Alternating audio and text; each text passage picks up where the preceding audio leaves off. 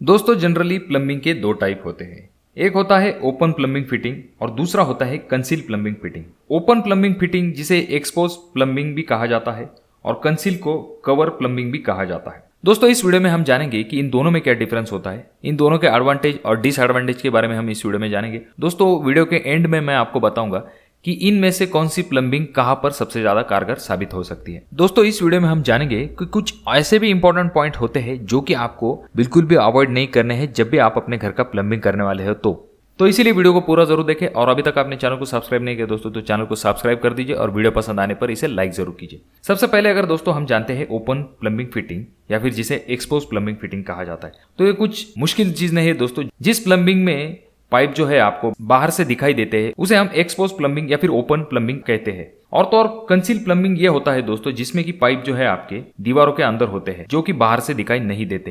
यानी कि आपका अगर बाथरूम है तो दीवारों के अंदर आपके पाइप होते हैं और उसके ऊपर टाइल लगवाते हैं, तो आसान भाषा में इसे कहते हैं कंसील प्लम्बिंग या फिर कवर प्लम्बिंग। तो ये तो दोस्तों आपको समझ में आ गया। सबसे पहले अगर हम बात करते हैं दोस्तों घर की, तो घर जो होता है दोस्तों उसमें आप इन दोनों टाइप की प्लम्बिंग करते हो।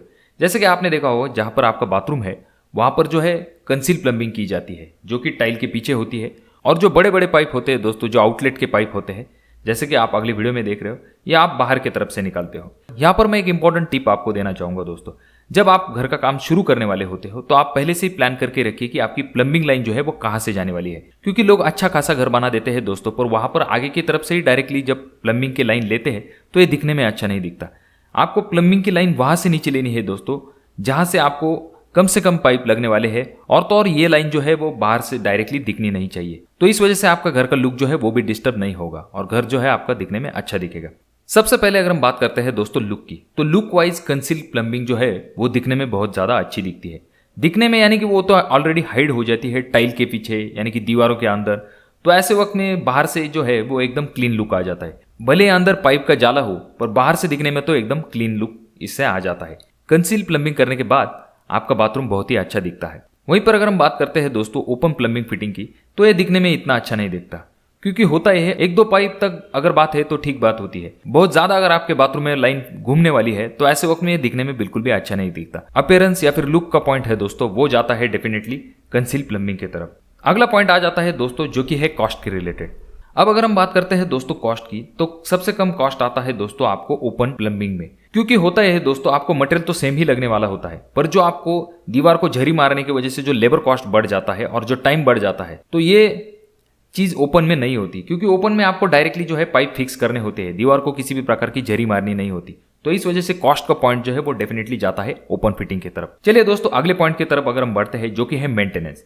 अब मेंटेनेंस ऐसा पार्ट होता है दोस्तों जहां पर आपको कंसील में बहुत ज्यादा दिक्कत होती है। क्योंकि कंसील में पाइप जो है दोस्तों आपकी दीवारों के बीच में होते हैं। अगर गलती से भी आपकी प्लम्बिंग लाइन खराब हो जाती है तो ऐसे वक्त में आपको टाइल निकालनी पड़ती है, उसके बाद में आप जो है पाइप तक पहुंच पाते हो और उसे क्लियर कर पाते हो। ये चीज ओपन प्लम्बिंग के साथ नहीं होती दोस्तों, क्योंकि आप डायरेक्टली जो है बाहर से पाइप देख पाते हो। इस वजह से जहां पर प्रॉब्लम है वहीं पर आप रिपेयर करके लाइन को क्लियर कर देते हो। पर कंसील में दोस्तों आपको टाइल निकालनी पड़ती है, उसे रिपेयर करना पड़ता है, वापस से आपको टाइल जो है वो लगवानी पड़ती है। और तो और उसी टाइप की टाइल मिलना बहुत ही ज्यादा मुश्किल हो जाता है दोस्तों। तो ये बहुत ही बड़ा डिसएडवांटेज हो जाता है दोस्तों जब भी आप कंसील करते हैं तो ऐसे वक्त में। और यहाँ पर और एक इंपॉर्टेंट पॉइंट मैं आपको बताना चाहूंगा, अगर आप कंसील करने ही वाले हो दोस्तों तो आपको खास करके फोटो निकाल लेना है जब आपकी कंसील प्लम्बिंग चल रही है ऐसे समय में। क्योंकि आगे चल के कोई आईना चिपकाना हो या फिर सोप डिश लगानी हो, ऐसे वक्त में अगर आप ड्रिल लगाते हैं और अगर आपका ड्रिल जो है वो पाइप में चला जाता है तो ऐसे वक्त में लीकेज की समस्या होती है।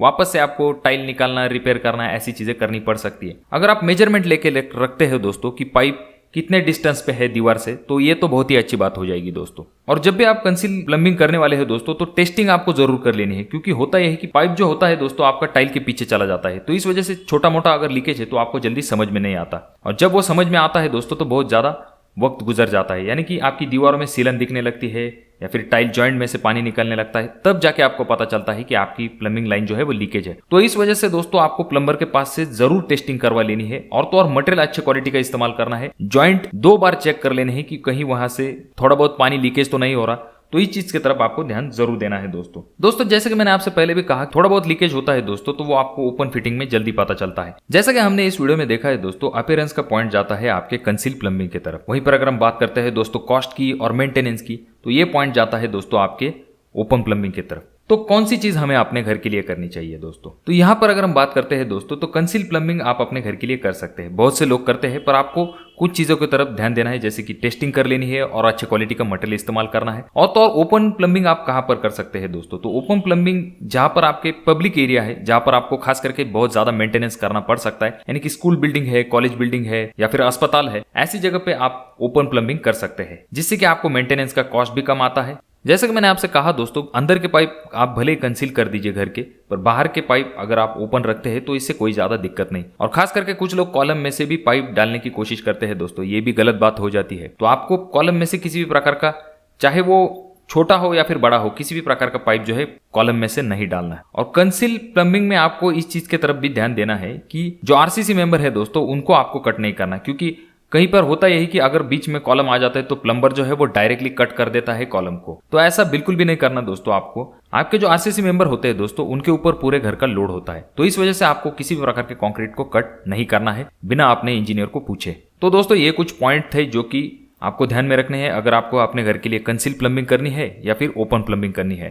तो दोस्तों आप अपने घर के लिए कौन सी प्लम्बिंग करना पसंद करेंगे, कमेंट बॉक्स में कमेंट जरूर कीजिए। ये वीडियो आपको अच्छी लगी हो दोस्तों तो जरूर इसे शेयर कर दीजिए। और हाँ, अभी तक आपने चैनल को सब्सक्राइब नहीं किया तो कैसे चलेगा, चैनल को जरूर सब्सक्राइब कर दीजिए। तो मैं मिलूंगा आपको अगली वीडियो में, तब तक के लिए धन्यवाद।